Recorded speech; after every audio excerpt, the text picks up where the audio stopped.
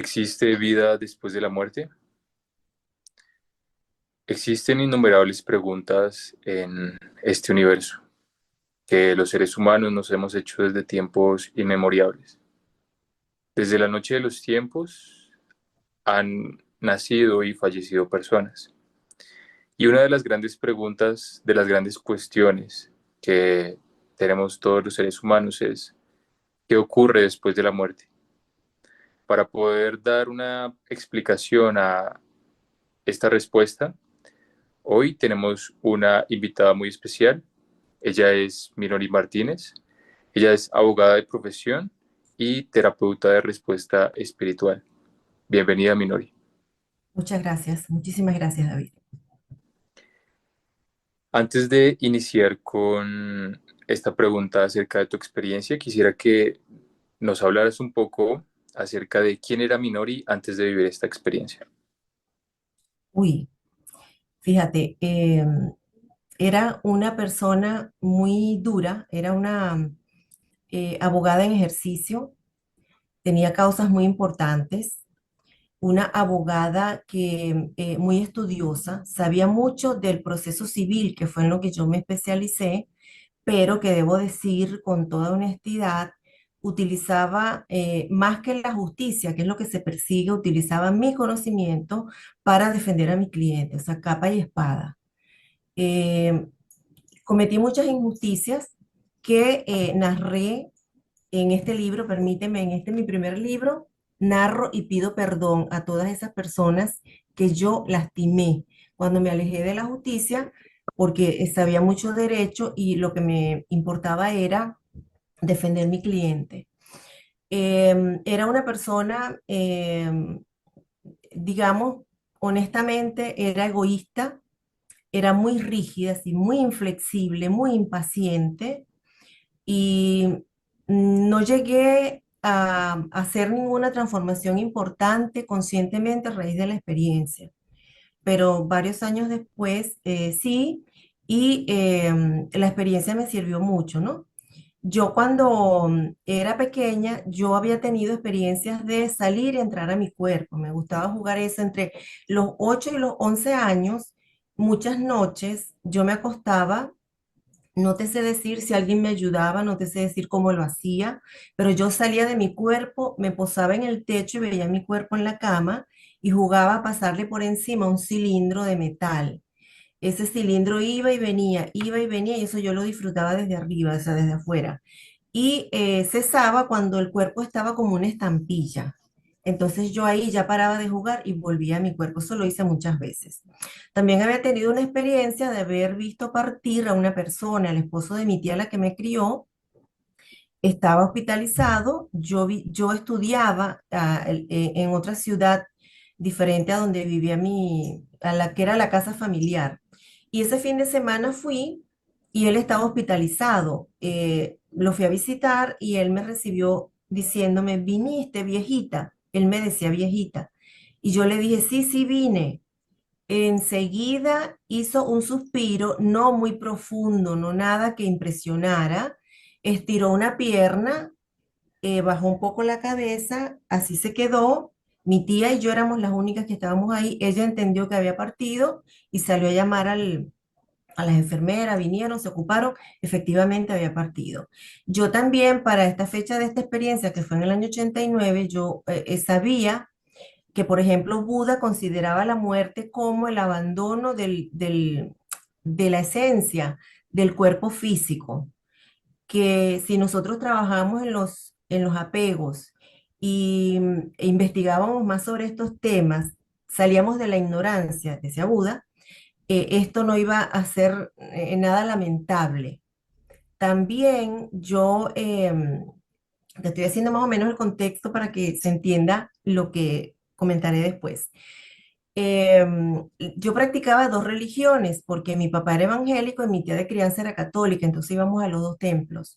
Todos hablaban de ese encuentro con el Señor, pero nadie quería partir. Nadie quería partir y nadie hablaba de la muerte. Era, o sea, un regaño, una llamada de atención si tú mencionabas la palabra o pretendías hablar del tema. También no se hablaba mucho de estas experiencias. Habían algunos estudios que se hicieron por allá por los años 70.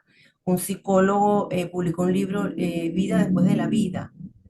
Y, pero eso no era que se divulgaba públicamente, ¿no? Bueno, esto es lo que te puedo decir de lo que yo sabía y no tenía noción de experiencia cercana a la muerte cuando yo llegué el 19 de mayo del 89 a la clínica, una cesárea programada. A las 7 de la mañana hice mi trámite, me prepararon, me subieron al quirófano, todo era divinamente, gente con ocurrencias, etcétera. Lista para el procedimiento, me aplicaron la anestesia, el doctor me pasó el martillito por la rodilla, por una rodilla, la pierna se movió y me dijo, te falta más anestesia, pidió, me pusieron, esperaron el tiempo prudencial, me pasó el rascador por el pie y el pie se movió y me dijo, no te podemos dar más anestesia, hay que operar, hay que sacar a la niña. En ese momento yo no tenía conciencia de nada, ya... el solo hecho de estar en quirófano era un sentimiento de vulnerabilidad terrible y todo era confusión. Entonces, me prepararon para hacer la cesárea sin el cuerpo dormido lo necesario. Recuerdo con especial cariño una doctora que se posó a mi lado izquierdo, me tomó la mano y me acariciaba. Ella fue narrando todo el proceso. Yo entendí que era como tratando de distraerme, ¿no? Cuando me hicieron el primer corte, yo le dije a ella, no puedo respirar. Entonces me pusieron una máscara de oxígeno y con esa máscara me hicieron la operación. Yo sentía los cortes, el dolor era indescriptible y ella me iba narrando y me decía, ya la van a sacar, sabíamos que era una nena, era mi segunda cesárea, ya había tenido un varón. Entonces ella me iba narrando y me dice, ya está, señora, ya la tenemos. Y otra persona, otra doctora me la muestra y me dice, mire, señora, es una china igualita a usted. Yo la miré y le dije a esta doctora, siento que me voy y me fui. Ellos comenzaron a hacer todo lo que, o sea, yo salí de mi cuerpo, quiero decirte que no se siente nada especial, nada en particular, que no duele. Salí y me posé arriba en el techo. Mi impresión es que era más arriba del techo porque yo veía una distancia más grande desde el techo hasta la camilla que desde la camilla al techo cuando estaba en mi cuerpo.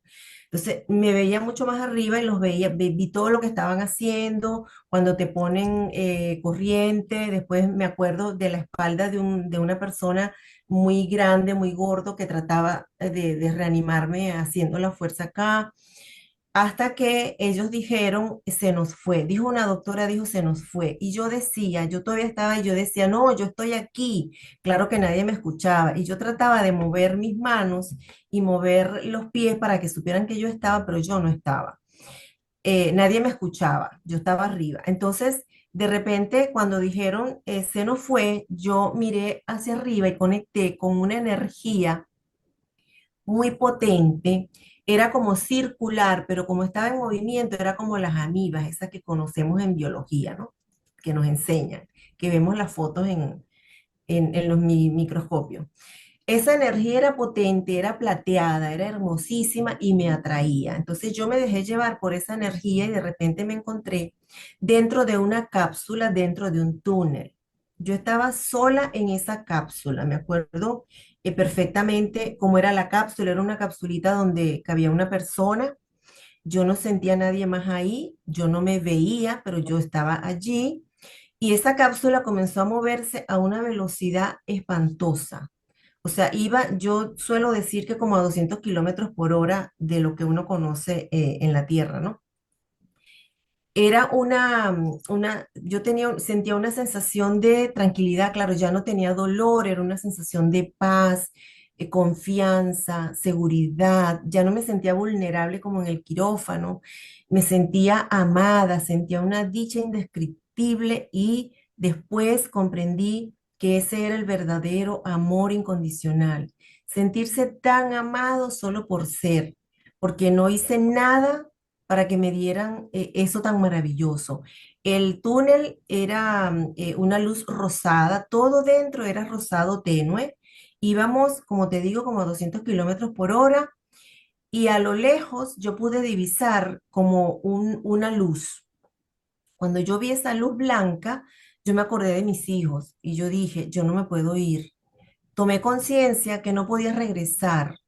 Yo supe ahí que yo no podía regresar y empecé a rogarle a Dios y yo decía, Dios, devuélveme que yo no estoy lista. Yo no puedo dejar a mis hijos solos, mis hijos me necesitan. Recé todos los salmos que me sé, que son como 5 y son largos. Recé muchos Padre Nuestro rogando, yo no me puedo ir, mis hijos me necesitan. Y con eso era lo que yo tenía en mi mente, mis dos muchachitos, uno de 2 años y 7 meses y una que acababa de nacer. En eso, esa energía que me atraía se adelantó hasta la boca del túnel. Me entró una energía muy fuerte, pero muy amable, era potente, pero es también una energía deliciosa. Y fui desprendida como en caída libre en mi cuerpo. Eso fue todo lo que yo experimenté. No me encontré con ningún ser, no me dieron ningún mensaje, no me encontré con familiares que ya habían partido, no me encontré con Jesús. Esa fue mi experiencia. Yo regresé a mi cuerpo, cuando desperté estaba muy adolorida, estaba todavía en la camilla donde me habían hecho la cirugía, o sea, pendiente de que me pasaran a la camilla donde iba a estar en la sala en la habitación. Estaba mi marido al lado, le pregunté qué hora es, me dijo son las 2 de la tarde, le pregunté cómo está la niña, me dio todo el parte de lo que había pesado, de cuánto midió, de cómo estaba, y me decía, cállate, no, no hables, no hables. Entonces yo le dije, a mí me pasó algo extraño. ¿Qué me pasó? Y no hables y no hables. Ese no hables tenía que ver con que en la cesárea anterior tuve trabajo de parto como por 14 horas por un error, un malentendido que hubo en mi familia. No llegó un examen que tenía que llegar que evidenciaba que no iba el parto, sino una cesárea. Y me pusieron pitocin, la pasé malísimo antes del parto. Después, cuando me subieron a quirófano, me pusieron la anestesia local, no fue total, yo participé de la operación, de todo, divinamente, salí de la habitación, todo muy bien, el niño muy bien, me dieron el alta 2 días después y en mi casa la pasé horrible. Los cólicos eran insoportables, tan fuertes que uno me tumbó y caí al piso. Entonces, toda esa experiencia impidió que mi cuerpo aceptara la anestesia que me habían dado. Entonces el doctor le explicó a mi esposo, eso sí me lo alcanzó a decir, que en virtud de la experiencia de la cesárea anterior, mi cuerpo no asimiló la anestesia. No me podían dar más porque afectaban a la niña. Y había tenido un paro cardiorrespiratorio, pero que todo estaba bien, que me quedara tranquila, que no hablara. Me dieron el alta, nos fuimos a mi casa. De ese tema no se habló, nosotros estábamos ilusionados bueno, ya teníamos la parejita, todos felices, todo estaba bien. Sin embargo, yo como una semana después, yo seguía con esa inquietud y yo le dije a una de mis cuñadas, a la mayor, yo le dije, a mí me pasó algo raro y le conté y me dijo, no, eso fue producto de la anestesia. Bueno, yo lo dejé así, de eso no se habló más nunca. Yo tomé conciencia de esta experiencia cuando en el 2014, haciendo un tratamiento para enfermedades raras, porque 4 años antes me habían diagnosticado lupus, esclerodermia, artritis reumatoide e hipertensión pulmonar, fui a ese tratamiento para enfermedades raras y allí la psiconeuroinmunóloga tocó el tema de las experiencias cercanas a la muerte. Entonces ahí fue cuando yo comprendí que la mía había sido una experiencia cercana a la muerte por todas las características que hablaron, ¿no? Que explicaron. Y lo comenté ahí con mis compañeros, que éramos 11 personas con enfermedades raras. Pero no se habló más del tema. Yo después tenía a mi hija 1 año cuando nos separamos mi esposo y yo me dediqué a trabajar. Primero porque me quedé sola con 2 niños y tenía que mantenerlos y segundo porque era la manera, yo venía muy herida desde mi infancia y mi adolescencia. Y esa fue la manera que yo encontré de no conectar con esas heridas. Y yo seguía, trabajaba 13, 14 horas por día, imbuida en el trabajo, pero cuando mi hija tenía 5 años y el varón tenía 7, yo un día me di cuenta que los estaba castigando como yo cuestionaba que me habían castigado a mí, pero una ínfima parte de los castigos que a mí me hicieron. Yo les estaba pegando con correa porque se peleaban y me había convencido que un propósito en mi vida era lograr que esos seres se amaran.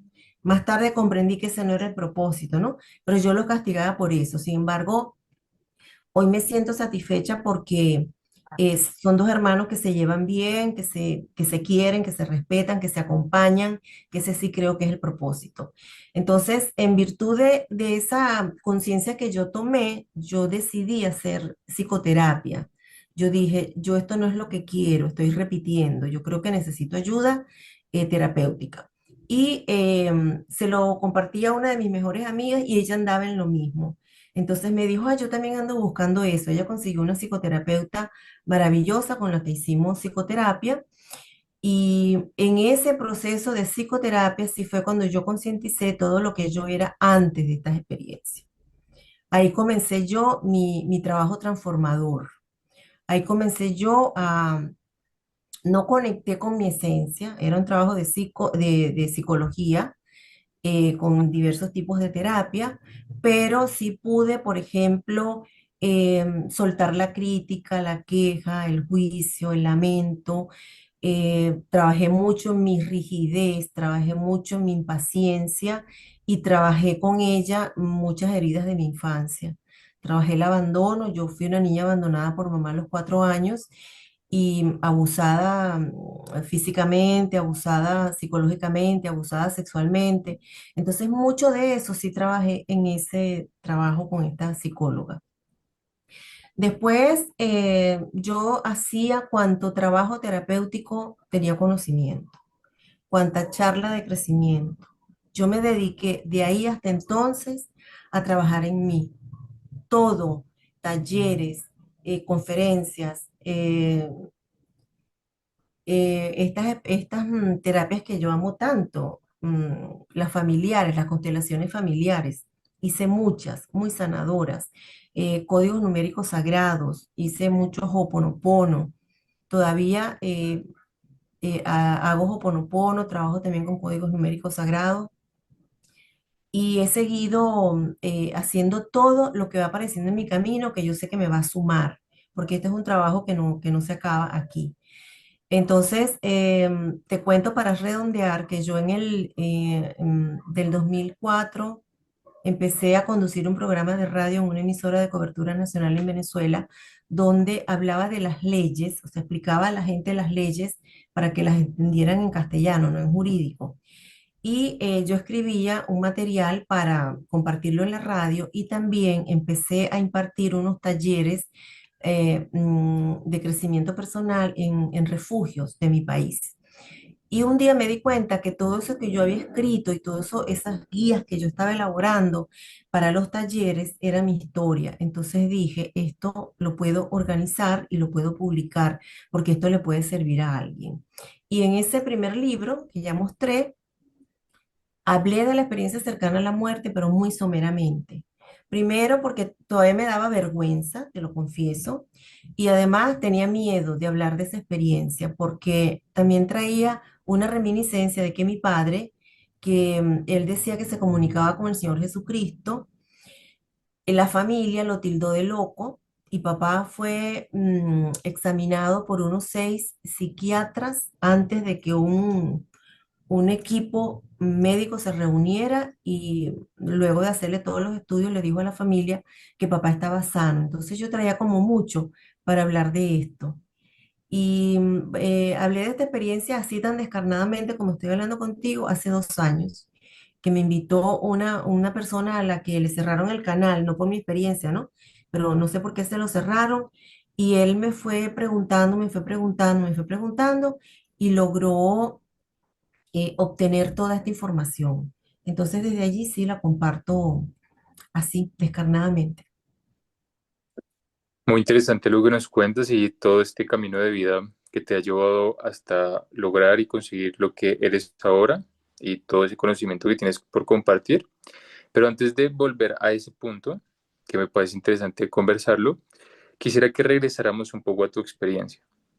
tú vives esta experiencia en tu trabajo de parto y mencionas que inicialmente sales de tu cuerpo. Entonces te ves desde arriba, desde el techo y puedes ver tu cuerpo hacia abajo. Luego ves una luz brillante como en forma de ameba y sientes que esa energía te empieza a traer a ti, hacia ella. Y entras en un espacio con unas tonalidades rosadas. Cuando atraviesas ese espacio y mencionas que sientes un amor incondicional muy profundo, ¿cómo podrías describir esa sensación? ¿Hay algo en este planeta que hayas sentido algo que se le parezca? Tal vez el amor por una pareja, por un hijo, o cómo No, podrías describir esa sensación, no hay entendiendo que nada. eso trasciende No digamos, hay lo nada que se racional. le parezca. Y es algo indescriptible. Es una sensación del todo, o sea, una conexión. Es como una conexión con el todo, con lo sublime. Es indescriptible y no se compara con nada, porque ahí tú sientes que te aman. O sea, me sentía amada solo por ser yo, no por haber hecho algo. Porque en todas las otras relaciones, yo ahora soy una convencida que nos aman por lo que hacemos. Porque, por ejemplo, un hijo que una mamá lo abandonó, no ama a la madre como se ama a una que se ocupó. Entonces es por ser. La pareja también. Si tú no atiendes a la pareja no te va a amar. La pareja necesita que tú lo atiendas emocionalmente, no que te ocupes de sus emociones, pero sí que lo atiendas desde lo emocional, desde lo mental, que lo admires. Y si tú no haces eso, o sea, la pareja se va diluyendo. Entonces siempre en este ahora, nosotros tenemos que estar haciendo. Ese amor que yo sentí ahí no se compara con nada. Sin embargo, creo que nosotros hemos venido aquí a practicar el amor fraternal. Pudiéramos decir que se asemeja al amor fraternal en tanto y en cuanto a ese otro al que yo le voy a ofrecer, a otorgar ese amor fraternal, no ha hecho nada. Sería eso lo más parecido, ese amor fraternal que nos convoca Jesús a cultivar, que es el que le vamos a prodigar a cualquier ser, porque tenemos conciencia de que todos somos uno, que ese tiene una esencia divinal igual que yo, que se lleva un Dios dentro. O sea, a eso sería lo más parecido, pero todo lo otro que tiene que ver con relaciones de apego, no se parece. Esto era, o sea, libertad, una experiencia de libertad absoluta, porque ahí se comprende el concepto de libertad. A veces hay gente que está en una prisión, pero se siente libre, esa misma libertad. Y hay mucha gente que anda por la calle libre, pero anda preso del ego, del egoísmo, de la envidia, de peleado con la vida. Entonces era eso. Y cada vez que uno va a un quirófano, yo he pasado muchas veces por quirófano, tú te sientes vulnerable. O sea, en las manos de los médicos. No sabes qué va a pasar, lleno de incertidumbre. Y yo en este tránsito, en ese túnel, yo sentí seguridad, sentí confianza. Y una dicha, o sea, tranquilidad, serenidad una completud, eso. Es probable que no tengas esta respuesta, pero quisiera saber qué piensas tú, de dónde proviene esa energía, ese amor, cuál es el origen y cuál es el sentido de que en las experiencias cercanas a la muerte no eres la primera persona que menciona sentir esta profunda paz, este profundo amor incondicional. ¿De dónde primero crees que viene el origen? Y segundo, ¿para qué está eso? O por qué llegamos a sentir esa sensación? Mira, yo estoy convencida que eso es el amor divino, o sea, ese es el amor de Dios. Y que cuando nosotros abandonamos el cuerpo en circunstancias en las que pudiéramos ya partir, no regresar, nosotros vamos al encuentro con Dios y eso es lo único que hay en nuestro camino. Nosotros nos llevamos de aquí toda la conciencia que hemos adquirido, es lo único que nos llevamos. Pero todas las bajas pasiones, las miserias humanas, eso se queda aquí. Y nos llevamos la conciencia, por eso invito a trabajar en la bondad y cuidar de no lastimar a nadie. No nos van a medir en el otro lado sino por todas las obras buenas que nosotros hicimos aquí, que fueron sumando a nuestra conciencia. Eso que decía Jesús de Nazaret, hay que llenar la lámpara de aceite, hay que llenar la lámpara de aceite, gotita a gotita con buenas acciones. Y buenas acciones que no, o sea, que tienen que ver más con la relación que nosotros vamos teniendo con esa gente que no conocemos, con esa gente que, mira, pudiente o pobre, necesita que le sirvamos desde el amor, con una palabra de aliento, con una sonrisa, con una mirada.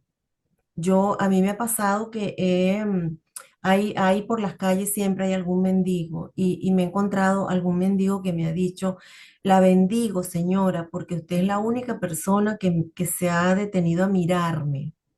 Y yo, desde esa conciencia que tengo de conectar, yo me detengo donde hay un mendigo. Si está llamando mi atención, con más razón me detengo, lo miro y le sonrío.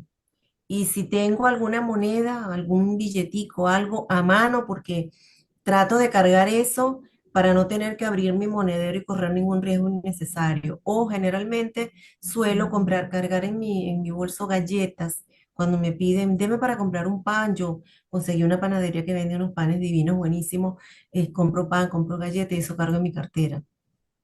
Entonces yo creo que lo que estamos nosotros convocados y por eso es parte de la razón por la cual yo siento que regresé. Primero por el apego que tenía hacia mis hijos, que debo confesar que es una relación de apego, la que tenía con mi marido también. O sea, sí, sí que nos amamos, pero había mucho apego. Y poder dar testimonio de la existencia de ese Dios que nosotros buscamos siempre en los templos, poder comprender que no está solo en los templos, que está en cualquier lado, que está en ese mendigo, que está en una planta, que está en un animalito, que está en todos, siempre tratar de conectar con eso, poder desde esa conciencia tener esas conexiones de amor fraternal, que no lo aprendí con la experiencia, sino como estudiante de la obra de Cristo, pero que viene bien al comentarlo en el momento. Y también siento que volví porque yo necesitaba experimentar todo eso que he estado experimentando a través de mi actividad como terapeuta. También porque necesitaba reparar aquí daño que había causado en otras encarnaciones. Entonces, todo eso junto tiene que ver con la experiencia. Mencionas y citas al inicio de esta entrevista, em, digamos, unos pensamientos de Siddhartha Gautama el Buda respecto a que el alma continúa viva. ¿Podrías desarrollar un poco más esa idea y cuál es tu concepción ahora, luego de haber vivido esta experiencia acerca del alma? ¿Qué es el alma y es eterna o tiene una temporalidad específica? ¿Qué sucede con ella? Yo siento que el alma es eterna, el alma no muere, esa es nuestra esencia divinal, es el vehículo que necesita el espíritu para venir a nosotros a, a expandirse. El alma viene a nosotros yo lo aprendí como que tenemos en un nivel un árbol que es el alma universal, un árbol con muchas hojas, y una de esas hojas es el alma que está en mí y que vino a mí para aprender, crecer, sanar, para evolucionar, para reparar lo que dejó pendiente de otras vidas y también para servirle de templo a ese espíritu que viene a expandirse, que viene el alma a reencarna, encarna tantas veces como sea necesaria para aprender todas las experiencias que le corresponde aprender y para tener la oportunidad de reparar lo que dejó pendiente. El alma es esa esencia divina y como decía Buda, la muerte es solamente el desprendimiento, se desprende el alma y lo único que se queda acá es el cuerpo. que es lo que se descompone, es lo perecedero, pero el alma es imperecedera. Hay algo recurrente en las personas que tienen esas experiencias cercanas a la muerte, y es que al regresar, después de haber vivido esto, en muchas ocasiones las personas regresan con una idea diferente de la vida, y no solamente una idea, sino muchas veces con percepciones extrasensoriales. ¿Fue tu caso? Y si fue así, ¿qué cambió en No, ti? conscientemente no. A mí me sirvió la experiencia para validar todo eso que yo había escuchado en los templos, para perderle el miedo a los desencarnados que me molestaron casi toda la vida. O sea, ahí yo comprendí que éramos todos iguales, que éramos todos uno, que éramos de lo mismo, y esos desencarnados que a mí me molestaban, ya no les iba a tener miedo. Y comencé a encararlos, que tampoco era la opción, pero eso fue lo que yo sentí que tenía que hacer. Eh, no, no exactamente con esta experiencia yo le perdí el miedo a la muerte, porque seguía con un poco de incertidumbre todavía. La incertidumbre es parte, es un elemento que nos conduce a tenerle miedo a la muerte. La incertidumbre, el apego a los afectos, el apego a las cosas materiales, el no poder controlar el evento. Y yo era muy controladora. Yo comencé a hacer una transformación 5 años después de este evento. Pero con esa conciencia que te dije, estoy repitiendo lo que tanto he criticado, yo necesito ayuda. Me ha servido a lo largo después de eso han pasado 36 años, para comprender más mi trabajo como terapeuta de respuesta espiritual, porque la terapia de respuesta espiritual es una terapia donde habla el alma. Y allí en esa terapia también he aprendido mucho de los temas que tienen que ver con reencarnaciones, con vidas pasadas, con eh, todo lo que nosotros venimos a hacer. Allí en la terapia trabajamos todo lo que tiene que ver con el mundo relacional de este pequeño yo en esta encarnación y todos los temas que el alma dejó pendiente de otras vidas. Programas, muchos programas que quedaron pendientes. Entonces me ha servido mucho para esa comprensión. eh, con la experiencia en sí, no pude yo concientizar ninguna transformación profunda después de la experiencia, pero sí he podido experimentar una transformación profunda en mí, lenta. Es como que yo en mi vida tuve varias noches oscuras.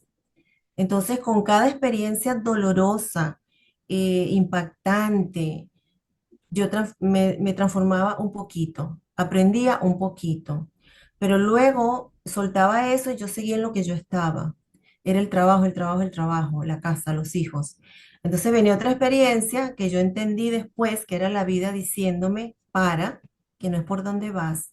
Tuve otra experiencia, le presté atención, otra vez trabajé en mí, la volví a soltar, seguí en lo mismo y me vino otra experiencia. Y así me fueron llegando todas las experiencias hasta que con ese trabajo de psiconeuroinmunología sí fue lo que hizo un clic en mí, porque toda la comprensión que tuve ahí me orilló a salir de allí, a buscar mucha información, no solamente respecto a las experiencias cercanas a la muerte, sino todo lo que tiene que ver con los temas espirituales. Pero la verdadera noche oscura en mí ocurrió en el 2019. Tuve un accidente acá en Montevideo. Iba atravesando una calle.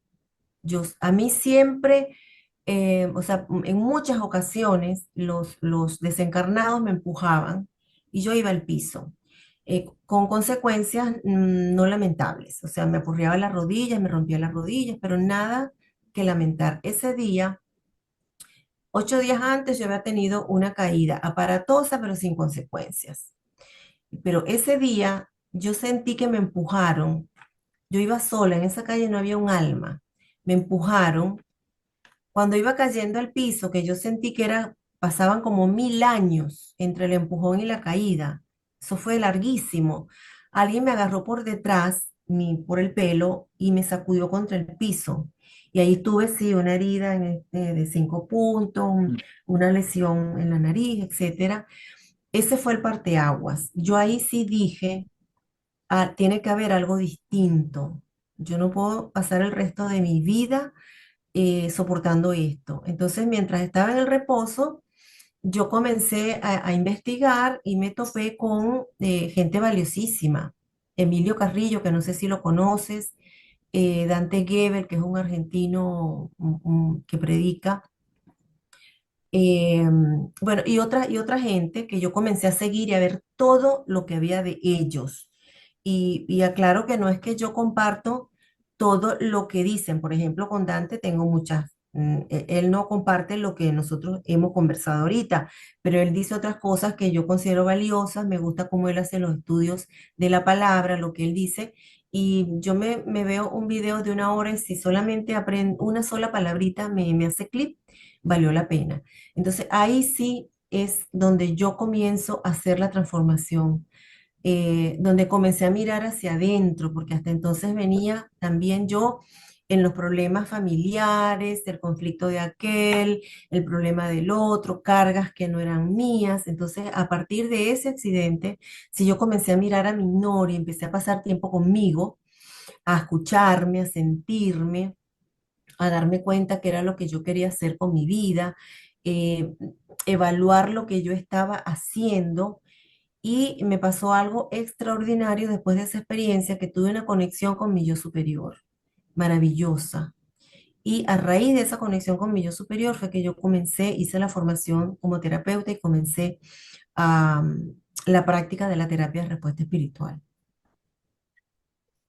Para ir cerrando y antes de hablar un poco digamos, de tu terapia y cómo podrías brindarle esto a la humanidad, mencionas algo interesante y es el tema de los seres desencarnados.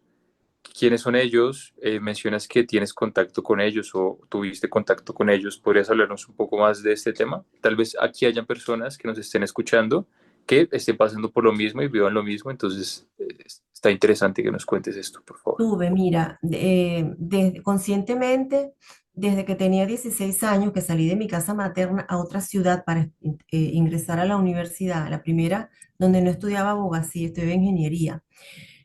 Allí tuve una experiencia terrible porque aconteció que durante las noches, por muchas noches, caían encima de mí un montón de cabecitas negras, un montón, mira, como cientos.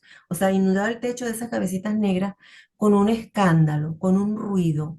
Entonces no me dejaban dormir. Yo rezaba todo lo que yo me sabía y salía disparada a la habitación de mi tío. Muchas noches seguidas yo tuve esas experiencias. Entonces mi familia, que fue una familia que, como siempre digo, no tenía médico de cabecera, pero siempre tenía un brujo de cabecera, me empezaron a buscar ayuda eh, en brujos y fui a muchos brujos, cada uno daba su opinión, pero sí ocurrió que consiguieron un señor que fue al apartamento donde vivíamos y él nos dijo que eso que me estaba atormentando a mí era algo que habían puesto en el apartamento y él tenía que ir a hacer una ceremonia para encontrarlo. Efectivamente, el señor fue y en esa eran tres habitaciones, él colocó una vela que representaba cada habitación y me dijo, la que haga ruido, usted me avisa que en esa habitación está. Cuando una vela hizo ruido, yo lo llamé y le dije, mire, es la vela de tal habitación.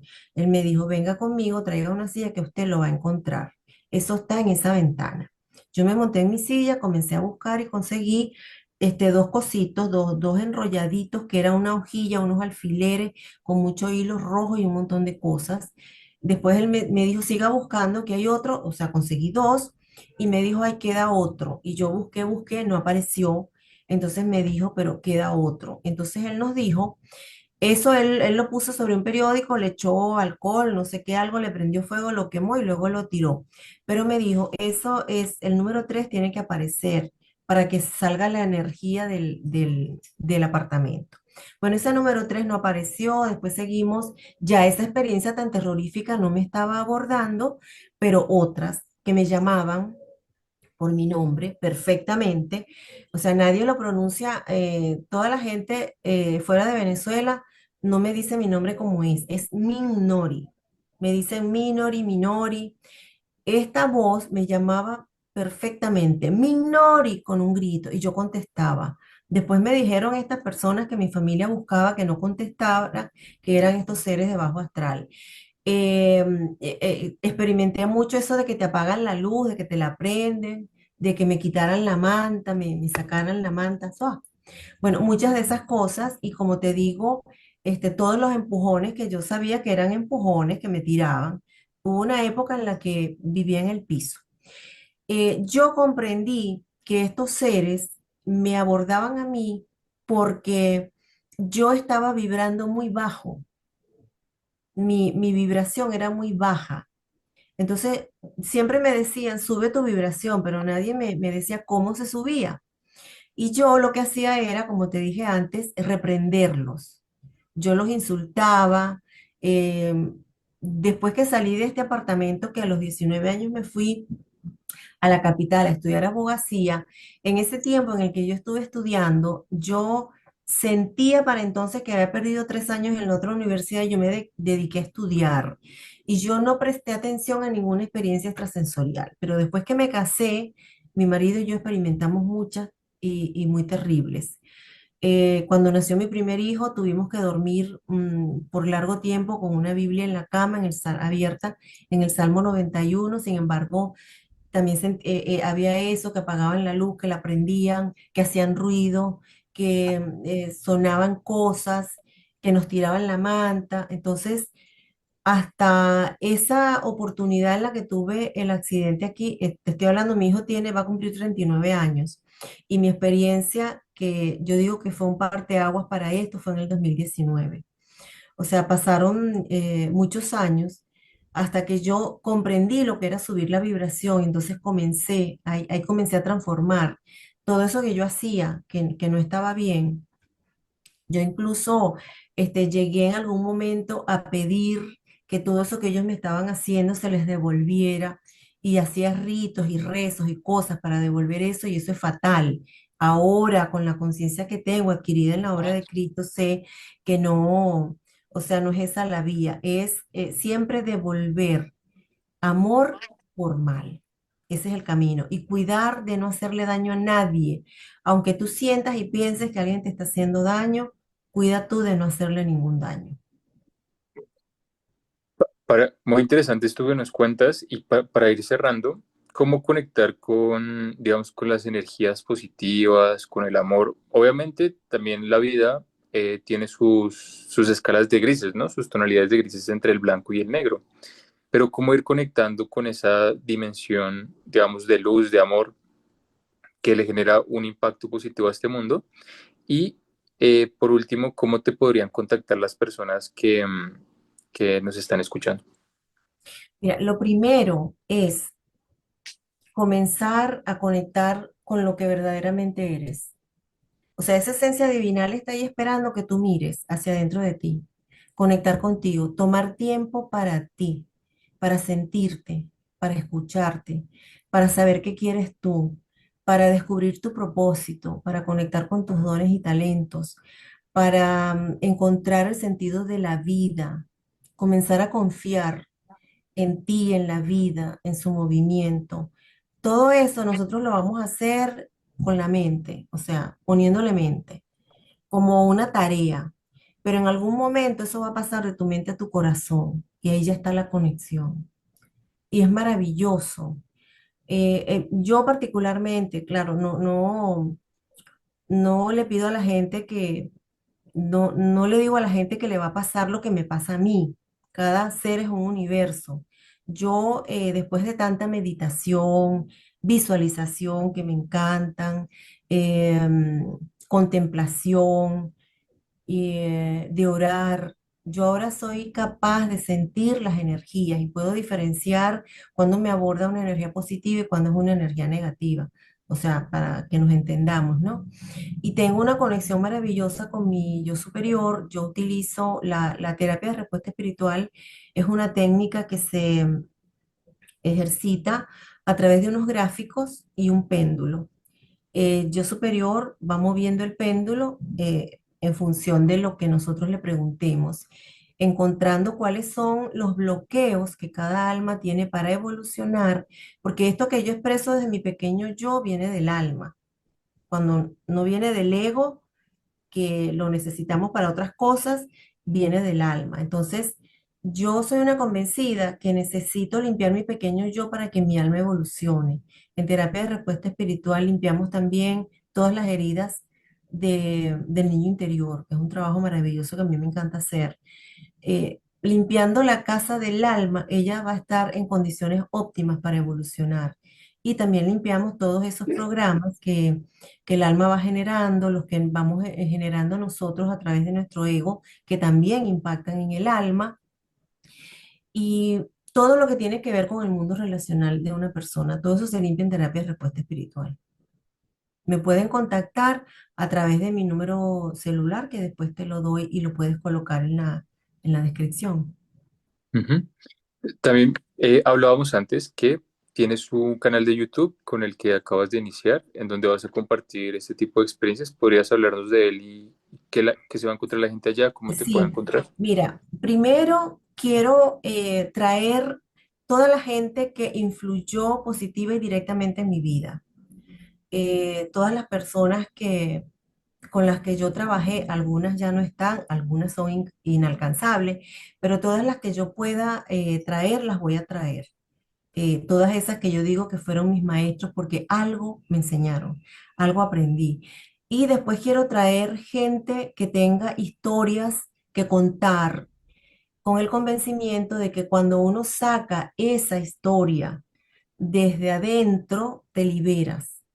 Esa fue mi experiencia. Entonces, dentro de mis pacientes hay gente que tiene mucho dolor guardado, que tiene todavía apegos o que tienen, cargan vergüenzas ajenas, conflictos familiares que no se atreven a desglosar o conversar de ello. Entonces les voy a dar esa oportunidad de que puedan compartir eso, conduciéndolos, claro está, a que compartan hasta donde ellos quieran.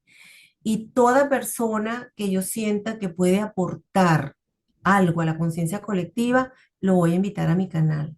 Oasis de Sanación, que es un encuentro con Dios. Ujú. Muchas gracias, Minori. Y para cerrar, ¿qué mensaje te gustaría dejarle a todas aquellas personas que pueda que teman a la muerte, que estén pasando por un momento difícil, que digamos que estén conectando con o que estén acercándose a ese momento por el que todos vamos a pasar?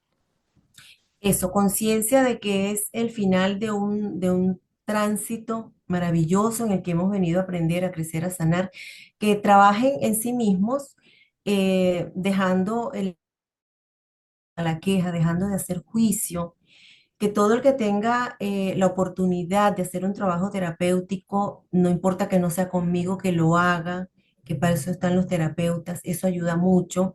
El terapeuta está para orientar al que siente que tiene algo que sanar en ese proceso de sanación, que conecten consigo mismo, que tomen tiempo para sí, que dejen de estar tanto tiempo en el afuera, en lo que pasa con el otro, con el vecino, en el chimento, en la vida ajena, que se ocupen de su propia vida, que conecten con ese propósito que los trajo hasta aquí y comiencen a vivir la vida con sentido. Eso. Muchas gracias, Minori, por acompañarnos en este episodio. Muy rico tu experiencia. Y a ustedes que nos están escuchando, quiero dejarles un mensaje. A lo largo de nuestras vidas vamos a pasar por diferentes momentos oscuros. Como decía Minori, vamos a pasar por diferentes noches oscuras. Estas noches oscuras al principio van a parecer eh, que no tienen salida o que son un castigo, pero realmente, conforme va pasando el tiempo, nos damos cuenta que lo que hacen estas experiencias es fortalecernos. Así que si usted está pasando por una enfermedad, por una dificultad, por un momento complejo en su vida, sea paciente, aférrese a la mano de lo que usted crea, del universo, de la vida, de Dios, de la esperanza, de la fe, y verá que todo tiene salida, todo tiene solución. En esta vida todo tiene solución. Entonces, conecte con esa energía superior de la forma que usted considere y siga adelante, cumpla sus sueños. Si usted tiene un sueño, si quiere crear, por ejemplo, un canal de YouTube como Minori, o si quiere lanzar un producto, o si quiere viajar a algún lugar especial, empiece a hacerlo hoy, hágalo hoy, tome las herramientas que tiene y empiece a crearlo, porque para eso es la vida, para cumplir nuestros sueños. Yo soy David Pérez y les agradezco por estar una vez más en Más Allá de la Vida.